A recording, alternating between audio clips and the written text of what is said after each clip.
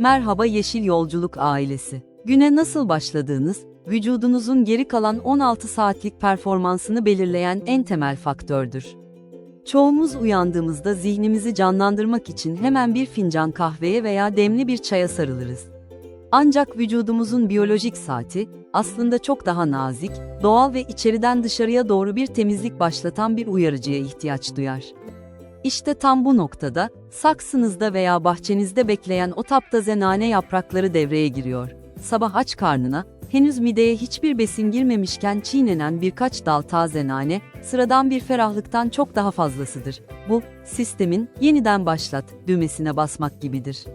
İlk nane yaprağını çiğnemeye başladığınız an, ağız içindeki mukozadan emilen mentol ve uçucu yağlar, saniyeler içinde sinir sisteminize "uyan" mesajı gönderir.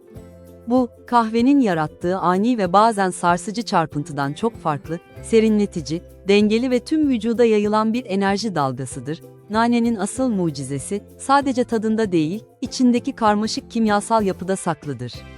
Mentol, menton ve sineol gibi bileşenler, sabahları genellikle düşük olan kan dolaşımını stabilize etmeye yardımcı olur. Özellikle gece boyu yavaşlayan ve toksin biriktiren ağız florası için nane, doğanın en güçlü antiseptiğidir.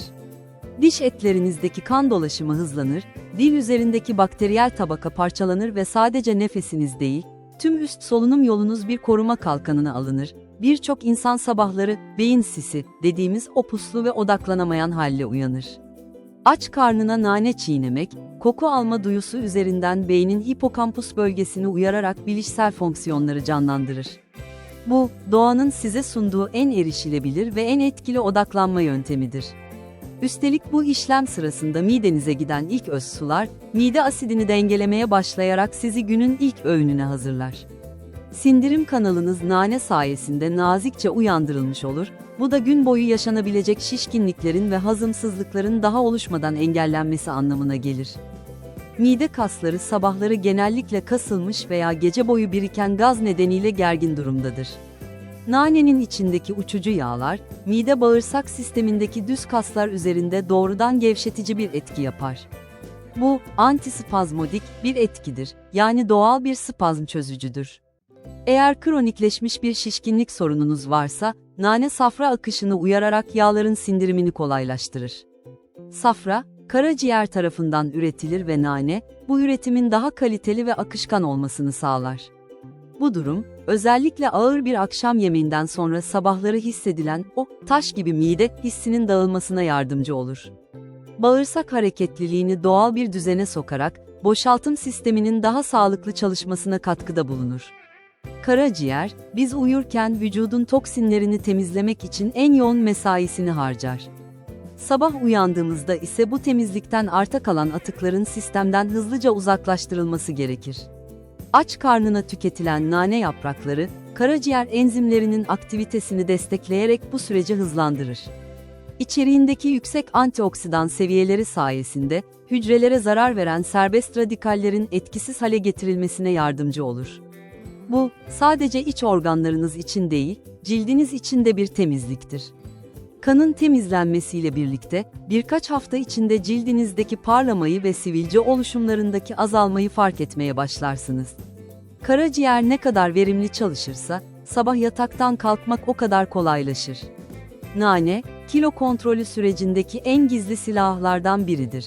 Bunun iki ana sebebi vardır. Birincisi, nanenin kokusu ve tadı beyindeki tokluk merkezine sinyaller göndererek gereksiz atıştırma isteğini baskılar. İkincisi ise sindirim enzimlerini harekete geçirerek besinlerden alınan enerjinin daha verimli kullanılmasını sağlar. Sabah nane çiğnemek, kan şekeri dalgalanmalarını stabilize etmeye yardımcı olarak, öğlene doğru gelen o meşhur tatlı krizlerini engeller. Düşük kalorili olmasının yanı sıra, vücudun su tutmasını, ödem, engelleyen hafif diüretik özellikleri de mevcuttur. Bu sayede vücudunuzdaki şişkinliklerin indiğini hissedebilirsiniz. Doğal olan her şey her zaman herkes için uygun olmayabilir. Nanenin mide kaslarını gevşetme özelliği, mide kapakçığı, sphinkter sorunu yaşayan ciddi reflü hastaları için bir dezavantaj olabilir. Eğer mide asidiniz yemek borunuza kaçmaya çok meyilliyse, nane bu kapakçığı daha da gevşeterek yanma hissini artırabilir. Ayrıca safra kesesinde büyük taş olanların, nanenin safra artırıcı etkisinden dolayı dikkatli olması önemlidir. Aşırı tüketim, bazı hassas bünyelerde mukoza tahrişine yol açabileceği için her sabah 2 ila 3 dekalitre taze nane çiğnemek ideal ölçüdür. Unutmayın, şifa her zaman dengededir. Çiğ nane yemenin etkisi sadece sindirim sistemiyle sınırlı kalmaz, mentol buharlaşarak solunum yollarınıza nüfuz eder. Sabahları geniz akıntısı veya burun tıkanıklığıyla uyananlar için nane, doğal bir dekonjestandır. Yaprağı çiğnemeye başladığınızda açığa çıkan uçucu yağlar, akciğerlerdeki bronşların gevşemesine yardımcı olur. Bu durum, dokularınıza giden oksijen miktarının artması demektir. Daha fazla oksijen, daha az yorgunluk ve gün boyu süren yüksek bir enerji seviyesi anlamına gelir. Özellikle mevsim geçişlerinde yaşanan alerjik rinit belirtilerini hafifletmek için sabah rutinine eklenen nane, kimyasal ilaçlara başvurmadan önce denenebilecek en güçlü doğal kalkandır. Çoğu insan ağız kokusunu gidermek için naneli sakızlara veya gargaralara başvurur, ancak bu ürünlerin içindeki yapay tatlandırıcılar ağız florasına zarar verebilir. Oysa çiğ nane yaprağı, doğanın en saf antibakteriyel ajanıdır. Nanenin içindeki polifenoller, ağızda çürüye yol açan bakterilerin çoğalmasını durdurur. Sabah aç karnına çiğnendiğinde, gece boyu dilde ve diş aralarında biriken biyofilm tabakasını parçalar. Bu sadece geçici bir ferahlık sağlamaz, aynı zamanda diş eti iltihaplarını, ginjivit önlemede ve diş minesini korumada uzun vadeli bir yatırım oluşturur. Dişlerinizi fırçalamadan hemen önce nane çiğnemek, fırçalama işleminin verimini de 2 katına çıkarır. Modern dünyada çoğumuz, beyin sisi dediğimiz, odaklanma güçlüğü ve kafa karışıklığı ile uyanıyoruz. Bilimsel araştırmalar, nane aromasının beynin dikkat ve hafıza ile ilgili bölümlerini tetiklediğini gösteriyor. Nane çiğnemek, kandaki oksijen doygunluğunu artırarak beynin daha hızlı açılmasını sağlar. Eğer sabahları kendinizi uykulu ve işe odaklanamaz hissediyorsanız, nane çiğnemek kortizol seviyelerini dengeler ve sizi sakin ama uyanık bir moda sokar. Bu, kafeinin yarattığı ani enerji patlaması ve sonrasındaki çöküşten çok daha sürdürülebilir bir uyanıklık halidir. Şifanın anahtarı, doğru malzemeyi kullanmaktır. Yeşil Yolculuk izleyicileri için en önemli detay, kullanılan nanenin türüdür. Piyasada bulunan bahçe nanesi, Mentha spicata, lezzetlidir, ancak tıbbi etkileri en yüksek olan tıbbi nane, Mentha piperita türüdür.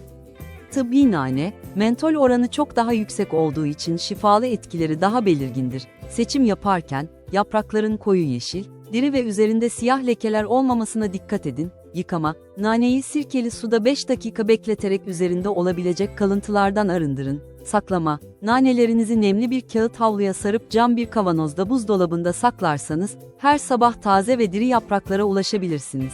Doğa bize ihtiyacımız olan her şeyi en basit formunda sunuyor. Birkaç dal nane, belki de pahalı takviyelerden veya kimyasal içerikli ferahlatıcılardan çok daha fazlasını vücudunuza sunabilir.